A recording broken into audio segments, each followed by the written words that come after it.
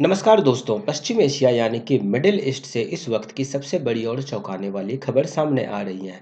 7 अगस्त 2026 को सऊदी अरब के पवित्र शहर मक्का में एक ऐसा समझौता दस्तखत हुआ जिसे पूरी दुनिया के रक्षा विशेषज्ञ और वाशिंगटन से लेकर तेल अवीव और नई दिल्ली तक के गलियारों में सनसनी मचा दी है।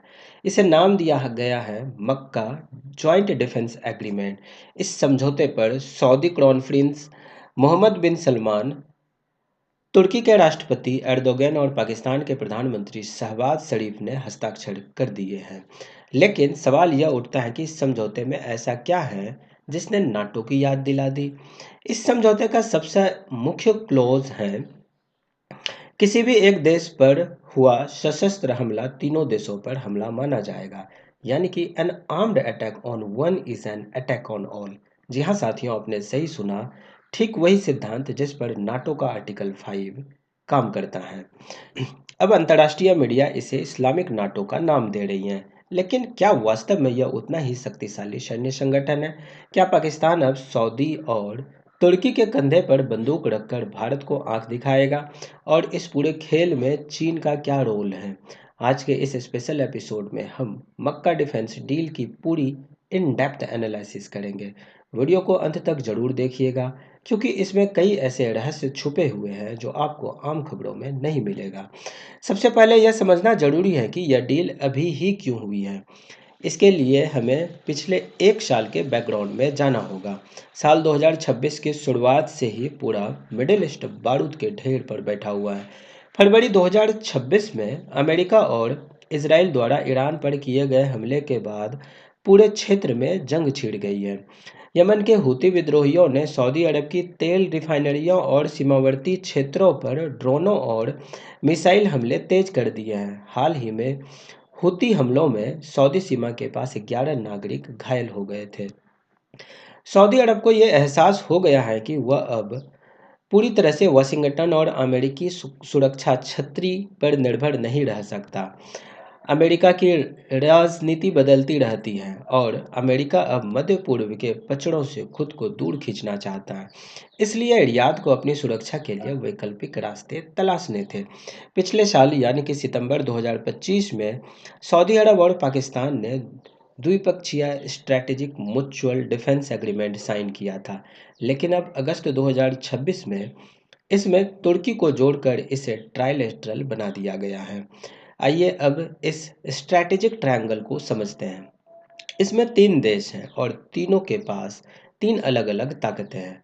सऊदी अरब के पास अपार वित्तीय ताकत है, यानी कि पेट्रो डॉलर्स हैं, और इस्लामिक दुनिया में धार्मिक नेतृत्व का स्थान है। सऊदी अरब के पास पैसा है, लेकिन उसकी अपनी सेना के पास वह ज़मीनी अनुभव और मैन पावर नहीं है जो एक बड़े जंग लड़ने के लिए चाहिए। दूसरा आता है तुर्की। तुर्की नाटो का सदस्य देश है जिसके पास नाटो की दूसरी सबसे बड़ी सेना है। तुर्की का रक्षा उद्योग आज बेहद अत्याधुनिक हो चुका है, चाहे वह वायर कटर ड्रोन हो, युद्धपोत हो या मिसाइल सिस्टम हो। तुर्की के पास आधुनिक सैन्य तकनीक और रणनीतिक अनुभव है। तीसरा है पाकिस्तान, मुस्लिम दुनिया का एकमात्र परमाणु संपन्न देश पाकिस्तान, जिसकी बड़ी पैदल सेना है। लेकिन पाकिस्तान का अपना आर्थिक ढांचा पूरी तरह से ध्वस्त हो चुका है। पाकिस्तान के लिए यह डील अपनी सेना को किराए पर देने और सऊदी डॉलर हासिल करने का एक जरिया है। पाकिस्तान पहले से ही सऊदी अरब में अपने हजारों सैनिक तैनात कर चुके हैं। यानी सऊदी अरब का पैसा, तुर्की की टेक्नोलॉजी और पाकिस्तान की बंदूकें, यह है मक्का डिफेंस फैक्ट की असली त्रिमूर्ति। पाकिस्तानी मीडिया इस समय ढोल पीट रहा है कि उन्होंने एक इस्लामिक नाटो बना दिया है और अब पाकिस्तान दुनिया की महाशक्ति बन गया है। लेकिन दोस्तों जरा रुकिए, आइए सच्चाई और प्रोपेगेंडा का फर्क हम लोग समझते हैं। नाटो के पास एक यूनिफाइड मिलिट्री हेडक्वार्टर्स हैं, ब्रसेल्स में अस्थाई हेडक्वार्टर्स हैं, जॉइंट कमांड स्ट्रक्चर है। मक्का एग्रीमेंट में ऐसा कुछ भी नहीं है। इसमें कोई जॉइंट मिलिट्री हेडक्वार्टर नहीं बनाया गया है, ना ही कोई अस्थाई साझा सेना तैनात की गई है। दूसरी बात, सऊदी अरब और तुर्की के आधिकारिक बयानों से ये साफ कहा गया है कि यह समझौता पूरी तरह डिफेंसिव है और इसका मकसद किसी देश पर हमला करना बिल्कुल नहीं है। इसमें यह भी स्पष्ट नहीं है कि अगर एक देश पर हमला होता है तो बाकी दोनों देश सैन्य बल भेजने के लिए कानूनी रूप से बाध्य होंगे या नहीं। तीसरी सबसे बड़ी बात, इस त्रिपक्षीय समझौते में परमाणु हथियार का कोई जिक्र नहीं है, यानी कि न्यूक्लियर शेयरिंग का कोई जिक्र नहीं है। इसलिए जो पाकिस्तानी मीडिया दावा कर रही है कि सऊदी अरब को पाकिस्तान का न्यूक्लियर अम्ब्रेला मिल गया है, वह केवल एक गुब्बारा है जिसमें कोई हवा नहीं है। अब बात करते हैं इस खेल के सबसे बड़े खिलाड़ी की, जो पर्दे के पीछे बैठकर पूरी बाजी चल रहा है, और वो है चीन। चीन पिछले कुछ सालों से मिडिल ईस्ट में अमेरिका के प्रभाव को खत्म करने की पुरजोर कोशिश कर रहा है। सऊदी अरब और ईरान के बीच बिचौलिए का भी काम कर रहा है चीन। पाकिस्तान चीन का क्लाइंट स्टेट बन चुका है और तुर्की बेल्ट एंड रोड इनिशिएटिव का अहम हिस्सा है। जब सऊदी अरब चीन के करीब जाता है और पाकिस्तान तुर्की के साथ रक्षा समझौता करता है, तो इसका सीधा मतलब है कि यूएस हेजिमनी को मिडिल ईस्ट में बड़ा झटका लगना। लेकिन इसमें एक बड़ा पेच है। ईरान इस समझौते को बेहद शक की निगाह से देख रहा है। यद्यपि तुर्की और ईरान के संबंध सामान्य हैं, लेकिन पाकिस्तान अगर सऊदी अरब के सुरक्षा घेरे में अग्रिम भूमिका निभाता है तो ईरान पाकिस्तान सीमा पर तनाव बढ़ना तय है। वहीं इजराइल इस गठबंधन को करीब से देख रहा है। तुर्की के राष्ट्रपति एर्दोगन इजराइल के कड़े आलोचक रहे हैं। अगर यह गठबंधन एंटी इजराइल रुख अपनाता है तो मिडिल ईस्ट का समीकरण और भी ज़्यादा उलझ जाएगा।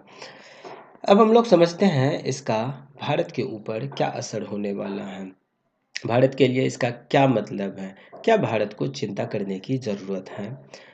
तो इसका जवाब है, सतर्क रहने की ज़रूरत है, लेकिन घबराने की बिल्कुल ज़रूरत नहीं है। पहली बात, भारत और सऊदी अरब के रणनीतिक और आर्थिक संबंध आज इतिहास के सबसे मजबूत दौर में है। भारत सऊदी का दूसरा सबसे बड़ा व्यापारिक साझेदार बन गया है। सऊदी अरब अच्छी तरह से जानता है कि उनकी अर्थव्यवस्था और विजन 2030 के लिए भारत का बाजार कितना जरूरी है। सऊदी अरब कभी भी पाकिस्तान के खातिर भारत के साथ अपने खरबों डॉलर के रिश्तों को दांव पर कभी नहीं लगाएगा। हालांकि तुर्की और पाकिस्तान का बढ़ता रक्षा सहयोग भारत की सुरक्षा एजेंसियों के लिए एक केस स्टडी जरूर बन गया है। तुर्की के ड्रोन और सैन्य तकनीक पाकिस्तान के हाथ लगना भारत की पश्चिमी सीमा पर नई चुनौतियां पैदा कर सकता है। लेकिन भारत की अपनी थल, नभ और जल सेना और हमारी अपनी स्वदेशी रक्षा प्रणालियां किसी भी दुस्साहस का मुंहतोड़ जवाब देने में पूरी तरह से सक्षम है। निष्कर्ष के तौर पर हम लोग ये कह सकते हैं कि Mecca joint defence agreement Middle East की बदलती जियोपॉलिटिक्स का एक बड़ा मोड़ तो है। यह अमेरिका पर घटती निर्भरता और क्षेत्रीय ताकतों के एकजुट होने का संकेत भी है। लेकिन इसे इस्लामिक नाटो कहना जल्दीबाजी होगी, क्योंकि इसमें सिर्फ 3 देश ही हैं। दुनिया में बहुत सारे इस्लामिक देश हैं, तो वो लोग अभी इनका हिस्सा नहीं हो पाया है। और ये भी देखना दिलचस्प होगा कि ये समझौता सिर्फ कागज़ों पर रहने वाला है या कागज़ों से निकल कर ज़मीन पर भी उतर पाएगा या नहीं। ये आने वाले समय में ही हम लोग देख पाएंगे। आपकी इस मुद्दे पर क्या राय है? क्या आपको लगता है कि सऊदी तुर्की पाकिस्तान का यह गठबंधन लंबे समय तक टिक पाएगा? कमेंट सेक्शन में अपनी राय जरूर लिखें। अगर वीडियो पसंद आई हो तो इसे लाइक करें, दोस्तों के साथ शेयर करें और हमारे चैनल को सब्सक्राइब करना बिल्कुल ना भूलें। मिलते हैं साथियों अगले वीडियो में। धन्यवाद। जय हिंद।